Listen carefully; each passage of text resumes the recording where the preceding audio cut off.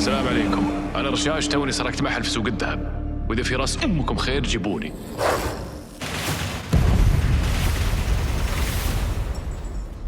أنا أبي أموت وسلاحي في يدي وراسي ما ينحني لأحد. بعيدا عن كل تلك العبارات الرنانة ذات الأرقام المتزايدة والمشاهدات المتلاحقة والترندات المتتابعة للمسلسل الشهير رشاش، المتأمل لبراعة التصوير واحترافية الإخراج ومهنية الأداء وواقعية التمثيل، يعلم جيدا أن العمل لم يأتي من فراغ، بل كان نتاج سهر ليالي وتعب أيام. نرفع القبعة لكل عمل خلفه طاقات بشرية صنعت بشغف. ولكن هل فكرنا يوما ما هي المسببات النفسية للدموية الصارمة والعنف المتأجج بداخل رشاش وحب الانتقام والسعي خلف امتلاك سلطة الموقف واعتيادية الإجرام والتلذذ بارتكاب الأخطاء والاستحواذ على أملاك الغير بكل عنجهية؟ وبالمقابل هل فكرنا بصوت الخير بداخله الذي ينادي بعطاء أمه وحنيته لوجودها وبقائه بجانبها ومحاربته لرؤيتها وفقدانه لأصدقاء دربه، حتى وإن كان ما يجمعهم متهالك أخلاقيا محارب قانونيا؟ البعض منا من يساهم في صنع أمثال رشاش يا سادة. أصبحت بعض البيوت تفتقد لسماحة الإسلام الذي أحد ركائزه الدين المعاملة، أصبحت تفتقد لحنية الأخ الأكبر ولطافة الأب المربي وتربية الأم الأحن ولطافة الأخت الأجمل، وأصبحت الأيام تتوالى وتتسارع بشكل مخيف. لا يوجد ألفة لمة الأهل ولا ضجة ضحكة الأنس ولا تشارك طاولة الطعام ولا صورة للذكرى ولا احتفال بها. أصبحوا يعيشون أبناء هذا الجيل في معسكرات تأديبية وحصص تعليمية وتهديدات والدية ونقاشات حدية، وهم بالمكان المفترض أن يكون المكان الأكثر أمانا وارتياحا، لأنه ببساطة نفتقد لثقافة أن المحب لمن يحب مطاع. نعتقد أن التربية مراقبة ومن ثم متابعة ومن ثم محاسبة. لابد أن نعي أن فاقد الشيء لا يعطيه حينما نتعامل مع أبنائنا وبزوايا بيوتنا. فلا تحرمني الثقة أيها المربي في الصغر وتطلب مني الثبات في الكبر، ولا تحرمني قربك الجميل في الصغر أيها المربي في أيام العجاف وتطلب مني حنية العطاء، ولا تحرمني وجودك السعيد النبيل في الصغر أيها المربي وتطلب مني مرافقتك في كبرك واحتياجك. ففي كل مرة تلمع عيني فرحا بإنجاز جديد كانت عيناك في شاشتك الصغيرة متجاهلا وجودي اللطيف بحولك، ولا تحرمني روحانية خطوات الصلاة وسكينة الآذان ورؤيتك تصلي خمسك في الصغر أيها المربي، وتطلب مني أن أكون إمام مسجد وحافظا للقرآن. ولا تحرمني أيها المربي حكايات الليل ورفوف مكتبة البيت ومسابقات المنافسة على القراءة والأدب وشغف المشاهدة لأفلام الفضاء وما مثلها في الأهمية والقيمة العلمية. وأنت بجانبي تخبرني أن الجزء المفقود من عالمنا قد يكون بين طيات كتاب وفي مشاهدة فيلم وثائقي، لأنك تؤمن أن مصادر البحث ستكون متاحة لي عندما يشتد عضدي، فبدلا أن تكون محركات البحث بجوجل عن لعبة ما أو شيلة أو أغنية ستكون عن حقيقة أو معلومة. لا تجعل أسئلتي دائما بلا إجابة،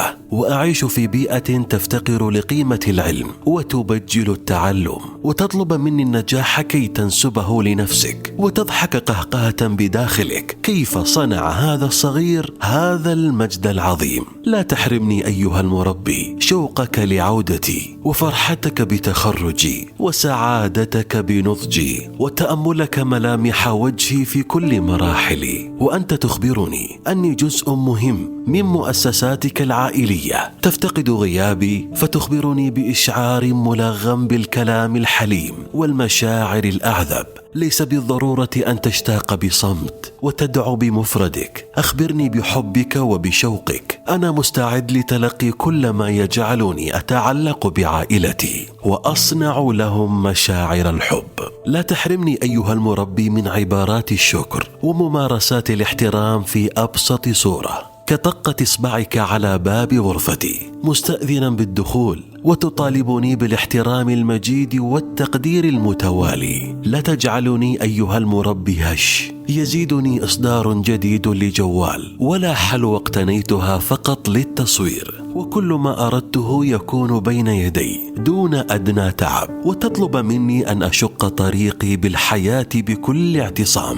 أنت من جعلني أكسب الأشياء بسرعة وأتخلى عنها بسرعة أكثر. هش حتى بكلمتي وموقفي وطريقة تحقيق أحلامي. فمن يراني يتساءل هل هو فاقد للأهلية أم يعاني بعضا من اضطرابات التخاطب والنتوءات النفسية. لا تجعلني أتعود على أن أكون السند والكتف لنفسي في كل احتياجاتي حتى أتعود على فقدانك وأعيش يتيما وأنت حي ترزق. ثم إذا ثبتت خطواتي تطالبني بحقك. دعني أعطيك بحب وليس تفضلا. لا تنام أيها المربي صباحا وتفقدني بريق الشمس وصحية الإفطار ورياضة الشروق وطمأنينة غياب الشفق، معانقا هدوء المغرب وسكون الليل وهدوء منامه، وتطلب مني أن أكون شخصا مدرك لقيمة الوقت متيقنا بأهمية تنظيمه.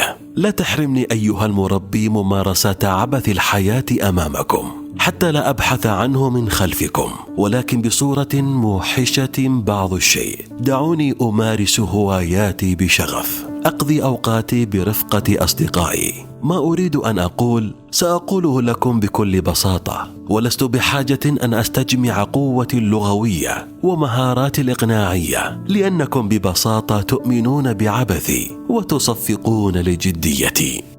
وفي منتهى الكلام، إرشاش لم يكن وليد اللحظة أو أتى من فراغ. تشكل لنا كالنتيجة النهائية لعدة تراكمات تربوية خاطئة نزاولها ونكررها بشكل يومي، بل نسميها تربية. ما يحدث في بعض بيوتنا أشبه بالتربية البهيمية. أجلكم الله. أوفر له المأكل والمشرب والمأوى دون أدنى وجود للحب والرعاية والاهتمام وصنع العقل وتغذية الفكر وتنقية الروح.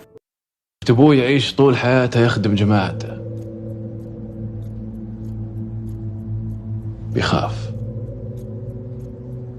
أشغلنا وأشغل عمره. يوم مات نسوه. أحب أبوي، بس إني أعيش عيشته خبل أنا. والله لا أخلي كل الناس تذكر اسمي وبس، لو أتحالف مع إبليس. إرشاش أتى لتخليد مجد أبيه لأن الناس جعلوه في عداد المنسيين، وهذا ما نحشي به عقول أبنائنا. لابد أن تكون مخلدا في ذاكرة الناس بصراخك وعنفوانك وصوتك الرجولي، متناسيا بذلك أن الأواني الفارغة هي التي تحدث ضجيجا، ومتناسين بذلك أن الائتناس بالناس إفلاس. اصنعوا أبناءكم للحياة وليس تشكيلا لرغبات الناس وأهوائهم، واعلموا أن البقاء للأفضل وليس الأشهر. وفي المقابل المناقض من الطرف الآخر بدوامة الحياة سيقولون لك ربينا وأحسننا وفعلنا وعملنا ولم نجد إلا العقوق والنكران. سيكون الرد المجمل لتفاصيلهم كلكم راع وكلكم مسؤول عن رعيته. نحن نغرس بإحسان ولا ننتظر الظل مما صنعت بوادر الخير بداخلنا.